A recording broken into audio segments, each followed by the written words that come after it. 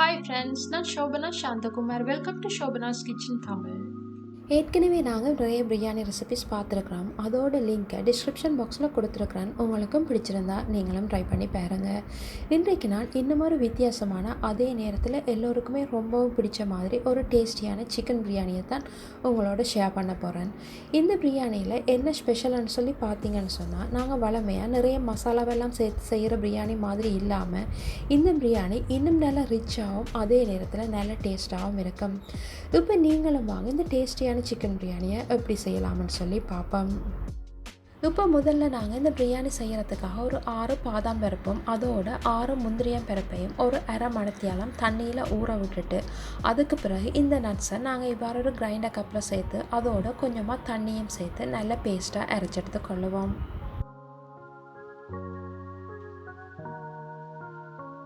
இப்போ பாருங்கள், நாங்கள் இந்த நட்ஸ் எல்லாம் நல்ல பேஸ்ட்டாக அரைச்சி எடுத்துட்டோம். இப்போ நாங்கள் இந்த பிரியாணியை எப்படி செய்யலாம்னு சொல்லி பார்ப்போம். அதுக்கு முதல்ல ஒரு பேனை அடுப்பில் வச்சு அதில் 1 டேபிள் ஸ்பூன் நெய்யை சேர்த்துக்கொள்ளுவோம். இந்த நெய் நல்லா உருகி வந்ததும் அதோட 4 ஏலக்காயும் 4 கிராம்பும் 1 துண்டு கருவாப்பட்டையும் அதோட ஒரு பிரிஞ்சி இலையும் சேர்த்து நல்லா வதக்கி கொள்ளுவோம். இந்த மசாலா எல்லாம் இவ்வளவு தான் சேர்க்கணும் இல்லை, உங்களோட டேஸ்ட்டுக்கு ஏற்ற மாதிரி கூடுதலாகவோ அல்லது குறைவாகவோ சேர்த்துக்கொள்ளலாம். இப்போ இதோட நாங்கள் உங்களோட டேஸ்ட்டுக்கு ஏற்ற மாதிரி வெங்காயத்தையும் சேர்த்து தொடர்ந்து நல்லா வதக்கி கொள்ளுவோம். உங்களுக்கு எவ்வளவு காரம் பிடிக்குமோ அதுக்கேற்ற மாதிரி பச்சை மிளகாயையும் இந்த வெங்காயத்தோடு சேர்த்து தொடர்ந்து நல்லா வதக்கி கொள்ளுங்க. இப்போ பாருங்கள், இந்த வெங்காயம் பச்சை மிளகாயெல்லாம் ஓரளவுக்கு வதங்கி வந்திருக்குது. இப்போ இதோட நாங்கள் 2.5 டேபிள் ஸ்பூன் இஞ்சி பூண்டு விழுது சேர்த்து கொள்ளுவோம். எப்போவுமே நீங்கள் இந்த வெரைட்டி ரைஸ் செய்யும்போது இஞ்சி பூண்டை இவ்வாறு நறுவந்துருவெல்லாம் அரைச்சி சேர்த்து கொள்ளுங்க. அப்போ தான் உங்களுக்கு அந்த பிரியாணியில் அந்த இஞ்சி பூண்டோட ஃப்ளேவர் முழுமையாக கிடைக்கக்கூடியதாக இருக்கும். இப்போ பாருங்கள், நாங்கள் சேர்த்த இஞ்சி பூண்டோட பச்சை மணமெல்லாம் போயிட்டுது. இப்போ இதோட நாங்கள் இந்த பிரியாணிக்கு தேவையான சிக்கனையும் சேர்த்து கொள்ளுவோம். இதில் பார்த்தீங்கன்னு சொன்னால் நான் 600 கிராம் சிக்கன் எடுத்துருக்கிறேன். இந்த சிக்கனை இவ்வாறு பெரிய பீசஸை தான் கட் பண்ணி எடுத்துருக்கிறேன். நீங்கள் உங்களுக்கு பிடிச்ச மாதிரி பிடிச்ச சைஸில் வெட்டி கொள்ளலாம். இப்போ முதல்ல இந்த மசாலாவெல்லாம் இந்த சிக்கனோடு சேர்கிறதுக்காக தண்ணி எதுவும் சேர்க்காம இப்படியே ஒரு 2 தொடக்கம் 3 நிமிஷம் மூடி விடுவோம்.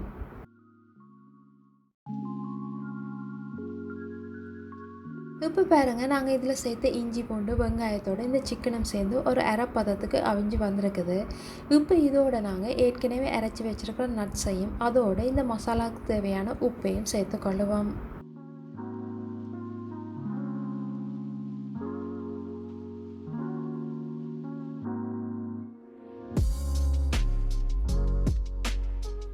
இப்போ இதோட நாங்கள் இந்த சிக்கன் அவியறதுக்கு தேவையான தண்ணியையும் சேர்த்து கொள்ளுவோம்.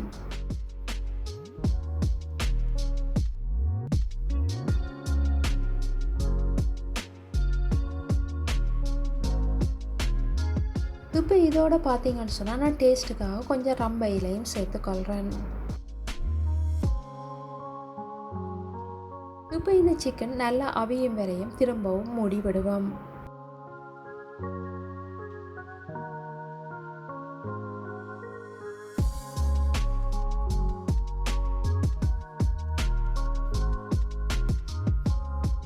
இப்போ பாருங்கள், இந்த மசாலாவோட இந்த சிக்கனும் சேர்ந்து நல்லா அவிஞ்சு நல்லா சாஃப்டாக வந்திருக்குது. இப்போ இதோட நாங்கள் 1 டேபிள் ஸ்பூன் தயிர் இல்லைன்னு சொன்னால் ஜோக்கட் சேர்த்து கொள்ளுவோம்.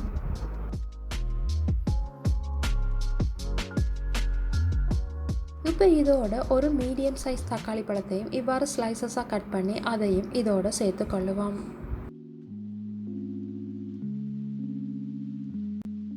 இப்போ பார்த்தீங்கன்னு சொன்னால் நாங்கள் இந்த மசாலாவில் ஏற்கனவே உப்பு சேர்த்துட்டோம். அதால் உப்போட அளவை பார்த்துட்டு தேவைப்பட்டால் திரும்பவும் கொஞ்சம் சேர்த்து கொள்ளுங்க.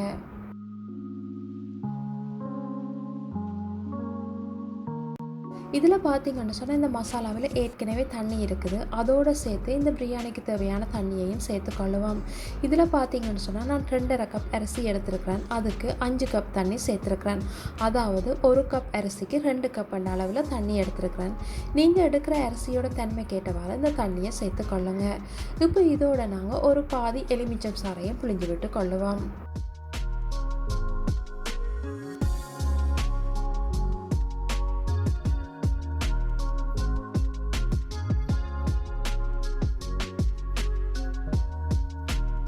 இந்த பிரியாணியை பார்த்தீங்கன்னு சொன்னால் நாங்கள் ரைஸ் குக்கரில் தான் செய்ய போகிறோம். அதால் முதல்ல நாங்கள் இந்த மசாலாவை இந்த ரைஸ் குக்கரில் சேர்த்துக்கொள்ளுவோம்.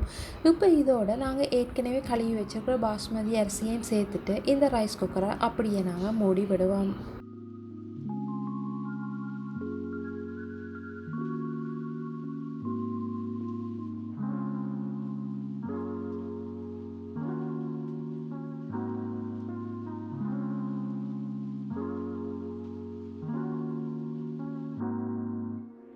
இப்போ பாருங்கள், இந்த அரிசியை ஒரு 3/4 பதத்துக்கு வெந்து வந்திருக்குது. இப்போ இதோட நாங்கள் 1 டேபிள் ஸ்பூன் நெய்யும் அதோட கொஞ்சம் கொத்தமல்லி தழையும் தூவி இந்த ரைஸ் குக்கர் ஆஃப் ஆகும் வரையும் திரும்பவும் மூடி விடுவோம். இப்போ பாருங்க, எங்களோட ரைஸ் குக்கரும் ஆஃப் ஆகிட்டுது. நாங்கள் செய்த பிரியாணி எப்படி வந்திருக்குதுன்னு சொல்லி பார்ப்போம். இப்போ நீங்களே பாருங்கள் எங்களோட பிரியாணி எப்படி வந்திருக்குதுன்னு சொல்லி. அந்த சாதமெல்லாம் நல்லா அவிஞ்சு அதே நேரத்தில் கொஞ்சம் கூட குழஞ்சி போகாமல் நல்லா உதிரி உதிரியாக வந்திருக்குது. அதோடு பார்த்தீங்கன்னு சொன்னால் அந்த சிக்கனும் நல்லா அவிஞ்சு நல்லா சாஃப்டாகவும் அதே நேரத்தில் நல்லா டேஸ்ட்டாகவும் இருக்குது. எப்போவுமே நாங்கள் பிரியாணியை நல்லா சுட சுட எடுத்தோம்னு சொன்னால் எங்களுக்கு அந்த சாதமெல்லாம் உடைஞ்சு போயிடும். அதால் இவ்வாறு 2 தொடக்கம் 3 நிமிஷம் ஆற விட்டுட்டு அதுக்கு பிறகு நீங்கள் அந்த பிரியாணியை சர்வ் பண்ணிங்கன்னா உங்களுக்கு அந்த சாதம் எல்லாம் உடைஞ்சு போகாமல் அப்படியே முழுசாக இருக்கும்.